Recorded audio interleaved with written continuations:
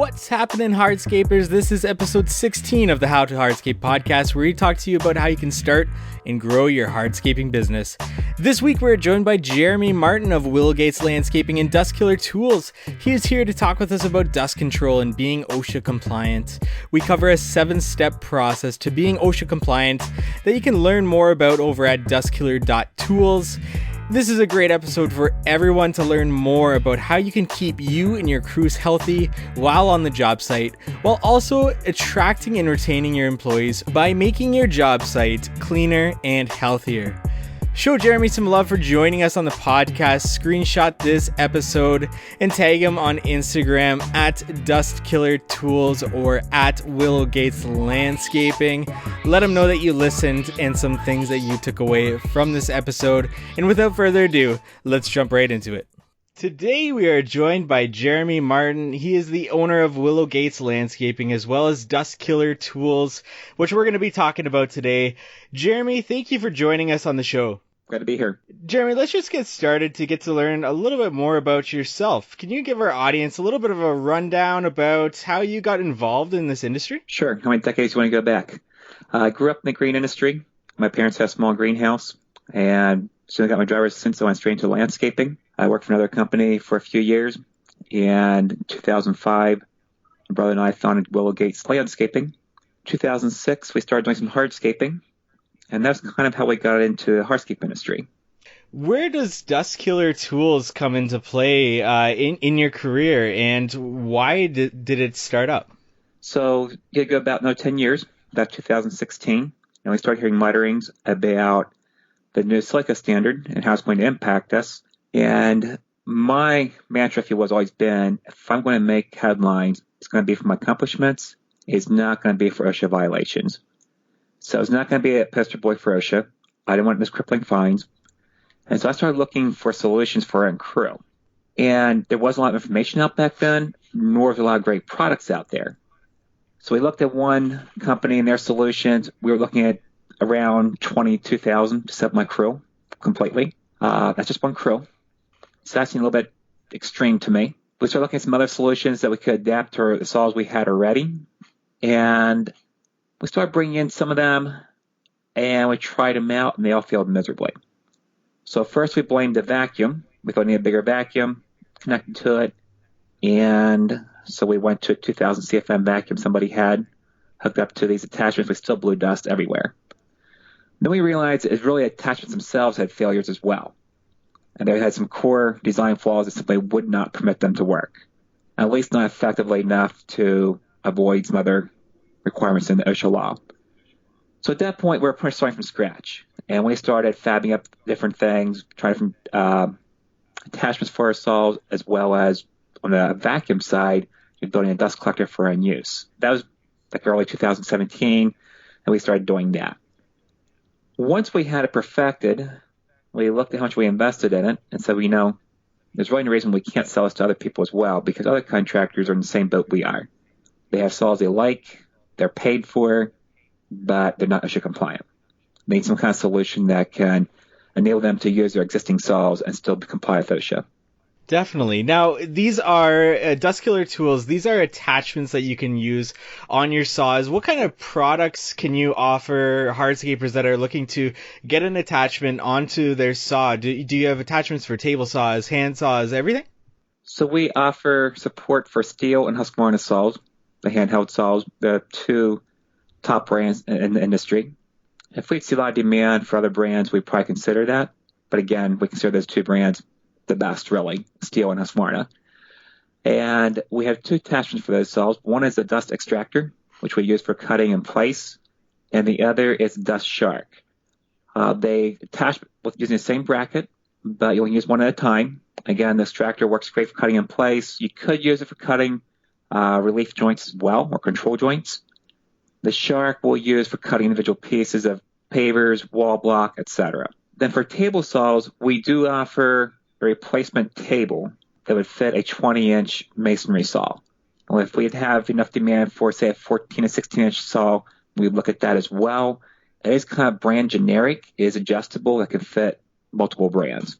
Now, let's get back to the basics here, because we are based in Canada and we don't have the same OSHA compliance up here, but we are starting to see more dust control laws coming into place, and the majority of our audience is from the States. So let's get down to the basics of, what is this? What is silica? What is it going to do to your job site? And what is OSHA, and why have these laws come into place to control dust? Starting from the beginning, what is silica? Silica in itself is not really harmful. It is the most common element in the earth. It's going to be in your dirt. It's going to be in your stone, concrete, sand. Everything we work with on a daily basis contains silica. Where it becomes an issue is when you start cutting or grinding, crushing, etc. Then you can crush into tiny particles that you really can barely see. And those are particles that are called respirable crystalline silica. Now, for the purpose of our conversation, we're going to call it silica, but respirable crystalline silica is what we're really talking about. That's what you get stuck in your lungs. There is no way to get it out. There is no cure. If you breathe enough of it, it will cause a condition called silicosis. And silicosis basically means that your lungs can't function correctly. It forms scar tissue around the tiny particles of crystalline silica. And as long as that crystalline silica is in there, it's still cutting away. So it's not like you say, Jeremy, you scared me. I'm going to stop cutting today. You still have it in your body. It's still doing damage for the rest of your life. That's really why OSHA started making more stringent laws, is because there is no cure for it. And they had not updated those standards for quite a few years. Now, when did these laws come into effect, if that matters to the story? And, how do these laws affect us as contractors? What do we need to do to set in place on the job site to be compliant with these new laws? They went into effect for contractors in residential market in June 2017. So we're out about 2.5 years. So if somebody's listening, they've done nothing, just be aware the deadline is 2.5 years ago. So at this point, OSHA probably is not going to be really that lenient, because they think you've had enough time to come up with a plan. What happens if you don't comply? The fines are crippling. I'll say that. They're painful, okay? I'm in eastern Pennsylvania, a few hours from me, near Pittsburgh. A few guys were hit in 2018. The fines range from $25,000 up to $200,000. The record fine is $304,000. That's a fairly large commercial contractor in Virginia. So that alone should give you some motivation to say, we got a problem, we need to deal with this, because the fines are crippling. $25,000, that makes any dust collection system in the market look pretty cheap, mine or anybody else's. $200,000, if you're a small business owner, you're probably selling equipment and selling out. You probably can't survive that. Yeah, that's definitely a crippling fine to have to stomach, and obviously this comes into play.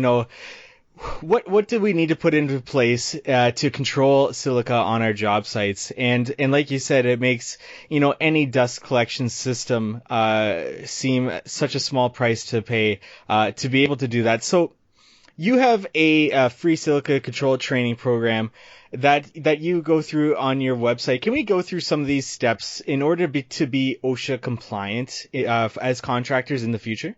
So if you go to dustkiller.tools, right at the top of the page, you'll find a link for that free training.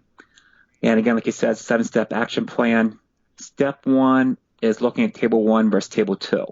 So OSHA has 2 methods that you can gear your compliance to. Table 1, they're giving you pre-approved control methods for a set amount of time and saying this is safe. And they've done all the testing that they feel comfortable saying that. Table 2 says, we don't care so much about what you're doing, but you've got to have objective data saying it's safe. So Table 1 has very strict limitations. There's really no wiggle room. You have to follow their exact protocol to control the dust, or it doesn't apply. Table 2, again, is more flexible, but requires more testing, which is typically done by the manufacturer, but it can be done by yourself if you're developing your own solutions. You may also need to wear a respirator. Table 1 is very clear on that. Table 1 and Table 2 is step 1. We discussed that. Step 2 is engineering controls. So engineering controls are your primary hazard control, and they recognize only vacuum and water. So the two solutions that you're allowed to use for an engineering control, again, are vacuum and water. There's only two options. And we go through some pros and cons of each. Using water is very low cost because most of your saws already have that built in. But you can only operate a handheld saw with water for a 4-hour shift until you need to start wearing a respirator. So cutting wet does not completely get you out of needing to wear a respirator. If you're using a vacuum, so again, in Table 1, they recognize vacuum for handheld grinders up to your 4 to 7 inch typical grinder. They do not recognize vacuum as a Table 1 control method for a table saw or a handheld saw. They recognize only water for that. So again, looking at which one do you want to do, we are very much a proponent of vacuum because we hate dealing with the slurry of cutting wet. But then that puts us in Table 2. So we have to do the testing to prove that our vacuum system is sufficient to control the dust. Now, continuing from what you just said there, is that company specific that they have to prove that they are controlling the dust, or is this something that they can buy a dust killer tool, and because dust killer tool has already done that inspection, then they can take that and say that they are OSHA compliant, considering the dust killer tool test itself? You can use our test data. Now, if you do something completely different, what our test would say, how they're conducted, what kind of tests we were doing. If you're doing something completely different, so for an extreme example, let's say you're going and cutting, say, ceramic tile countertops, which we're really not set to do, with, say, the shark. That's a test that's not at all intended for that kind of cutting. Then you should probably do your own testing, because using a completely different material, cutting a completely different way than was intended. But OSHA is pretty flexible in that they're saying you can use other people's test data as long as it can be reasonably expected whatever you're doing will have similar results. So in other words, we use tackle block materials to do our testing. And let's say a contractor is really a big fan of EP Henry, Unilock, or any other brand, Belgard. They do not need to go and test it again on that material. We can reasonably assume that tackle block, Unilock, EP Henry, anybody else will probably have similar levels of silica in their product. So again, let's do something completely different than what we were doing testing for. You can use our test data. Understood. Now, you talked a little bit about having to use a respirator, especially when cutting wet for more than 4 hours.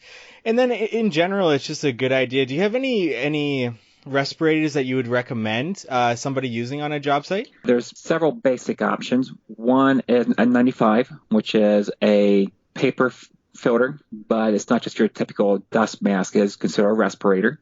It has a valve in, two straps, etc. There's an N99, which would have a rubber face piece and replaceable cartridges. And then you have your full face mask.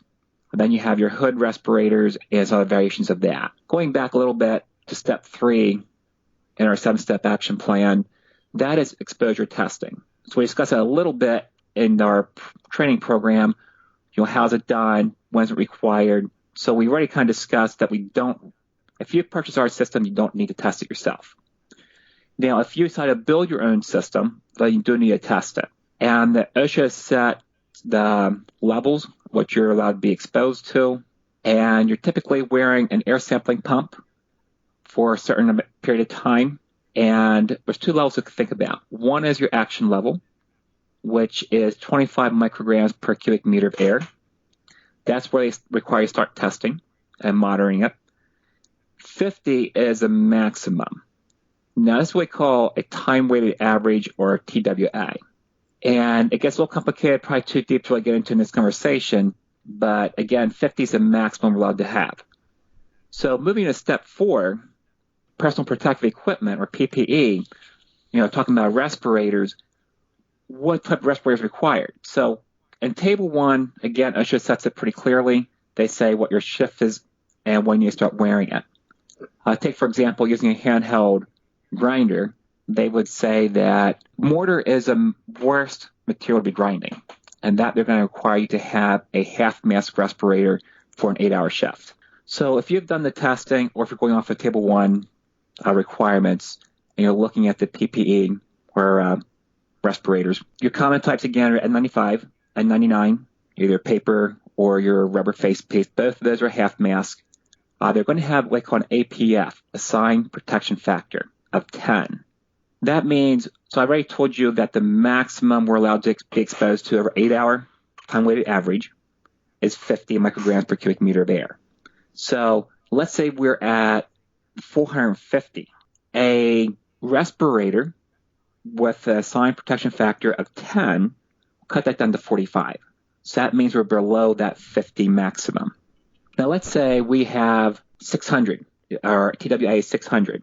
Now that half mask is no longer sufficient, because that would only cut down, again, factor of 10, brings it down to 60, and the maximum allowed is 50. So that's going to force us to go up to a full face respirator. You drew that really clearly, and I can definitely see, this gets really complicated. And once you understand it, it makes sense, but there's obviously some paperwork that's going to need to be done by you as the business owner to make sure that your employees are also following these rules and they know, what they need to be doing at any given time in the cut process. And I also noticed in step 5, you're getting into a written control plan. So what is this, and what do you need to do about this as a business owner? So OSHA requires a written control plan for any company whose activities will expose the workers to respirable crystalline silica, which is anybody in masonry, anybody in hardscape, definitely falls within that. So what needs to be included in that plan? You're going to need to address every task that will expose them to respirable crystalline silica. So cutting, we're using table saw or handheld saw, grinding, drilling, all the different steps of a typical hardscape installation, you need to address in that plan. And you'll need to assign a competent person, which actually drops into step 6. But this plan is basically telling each of your workers what they need to do to work safely and cover all different types of work you're doing that could expose them to it. The penalties for that, I believe I had seen it somewhere. I'm not sure the exact dollar amount is on that. I sometimes get asked the question, well, how will OSHA ever catch me? Are they actually enforcing this? And the answer is OSHA is enforcing it, but in some areas they're not very active at all. And there's basically 3 ways they could catch you. One is they're driving down the road and they see a massive cloud of dust. And everybody in their industry knows what that cloud of dust looks like, and they do too. So that's one way. That's kind of needle in a haystack. It's a little hard for them to actually catch you on the job site, typical residential setting. The second way is the neighbor, the homeowner, or a fellow contractor turns you in. If one contractor has spent thousands of dollars investing in equipment, training his employees, he drives down the road and sees you letting the dust fly, it's probably going to bug him a little bit, and he might turn you in. The third way that we're seeing this being enforced, and this came from a contractor in New Jersey, there OSHA is not necessarily trying to catch you on a job site. It's a whole lot simpler. Pull out your phone, Google hardscaper near me, up pops all your Google listings, and you tap that, it gives you directions to their office. You walk into the office and say, I want to see your written control plan. Now, if you can't produce a written control plan, they got a great starting point. And I believe they were requiring them to send their employees for medical exams, I think, every month for the first 6 months until they caught up. It's a place you don't want to go. So written control plan needs to be in your office, and it needs to be on the job site, whether it's in your job trailer, in the truck, wherever. If an inspector walks into your office or into the job site, you've got to know where it's at and be able to produce that. Got it. Now, does that medical surveillance that you just mentioned there, does that fall into the step 7, which you have there? It does. Let me grab step 6 and I'll move right into step 7. Step 6 is a competent person, and that's basically a person who's been assigned to monitor the activities and make sure they're following the steps laid out in your written control plan. So they need to be authorized to say, guys, we got to stop working. It's not, our dust collector broke, or we were using water and it froze up, If whatever method you're using to control the dust fails, they've got to be able to recognize that and have the authority to shut it down until it gets fixed. They do not need specific training per OSHA. They do not need specific training to be, quote unquote, a competent person.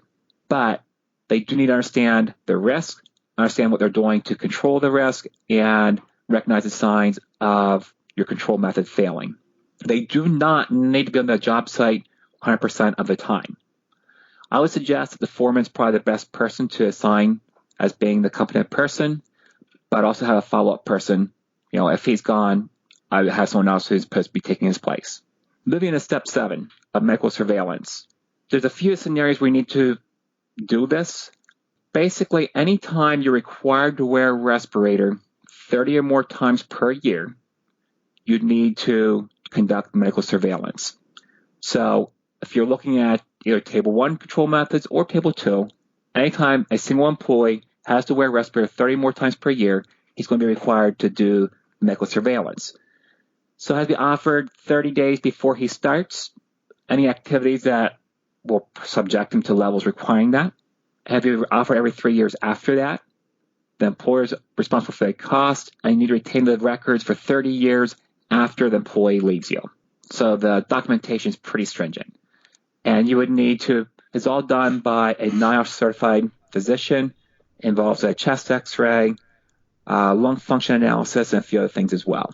Yeah, that's pretty incredible, and it's obvious that you're really knowledgeable in this field, Jeremy, and obviously as a business owner yourself, you've also had to go through and implement this in your own business, and you've created some amazing products to help contractors in implementing this dust collection, dust control, as well as the free silica training program that you have, and you've got the free silica control plan template available on your website. So we definitely urge all of our listeners to go check that out, whether you're in Canada or the US and you need to be implementing this.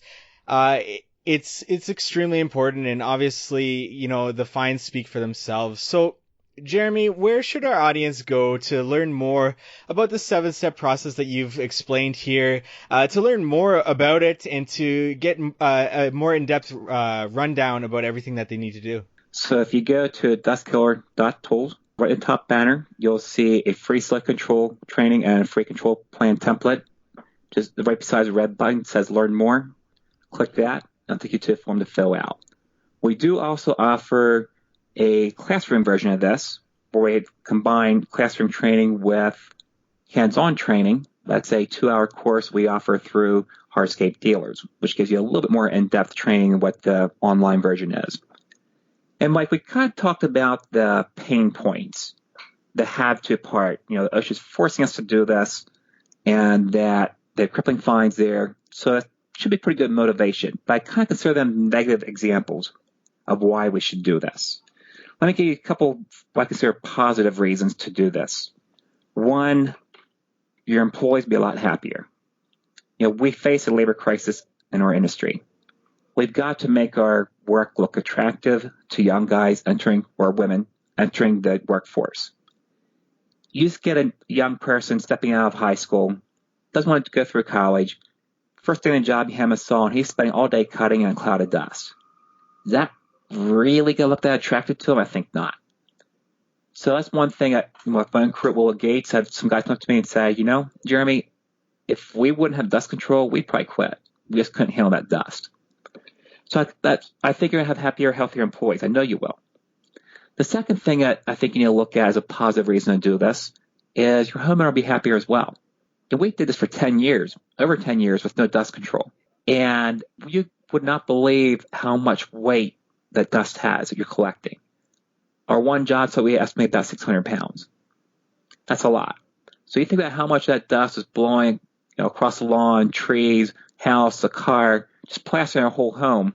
If they see you controlling that dust, that you should be using it in your marketing. I think that's a great way to set yourself apart from the competition, especially since you mentioned you're in Canada, you're not forced to do it yet. This is a great way to separate yourself from the competition, saying we might be a bit more expensive, but we're going to be protecting your home and you. Absolutely. And it's always good to go through, the positive side of things, especially like you talked about, retaining your employees who are so valuable in this market where we have this labor shortage. And you know what, just making it appealing for your customer, like you said. And in Canada, a lot of municipalities are enforcing dust control. Some aren't, and they're moving towards that, but it's coming. And Jeremy, you have been a wealth of knowledge on this subject. We really appreciate you coming on the show to talk about everything dust control and to talk a little bit about dust killer tools. Jeremy, thank you so much for joining us today. Sure. Thanks for having me. And Jeremy, is there anything else you want to talk about that we may have missed? And also, where can our audience find out more about you, find out more about Dust Killer Tools and Willow Gates Landscaping? Well, you can go to our website. WillowGatesLandscaping.com is our website for Willow Gates, obviously. And DustKiller.tools will be a website for our dust control system. And we're on social media. If you are on Instagram, it's Willow Gates Landscaping, as well as Dust Killer Tools. We're on YouTube and Facebook as well. So you can follow us on social media, go to our websites. If you want to meet us, we do some shows. We go to HNA, a few others we do as well. And we also, if you want to see a system in operation, we can arrange demonstrations as well. Thank you for listening to today's podcast episode. Visit us at howtohardscape.com for more information on the subject. You can type in the search bar a subject that you want to learn more about, and hopefully we have an article up there for you, or it's coming soon. Or you can just send us a message and let us know what future episodes you want to hear about on the podcast. We are at How to Hardscape on Instagram and anywhere you can find us. We would love it if you would subscribe to our podcast and left us a rating and review. This really helps us get this podcast out there. It allows us to attract more guests onto the show to bring you more valuable information week in and week out. To those of you who have already done so, thank you so much. And thank you for just listening to today's episode. We look forward to meeting with you next week on the How to Hardscape podcast.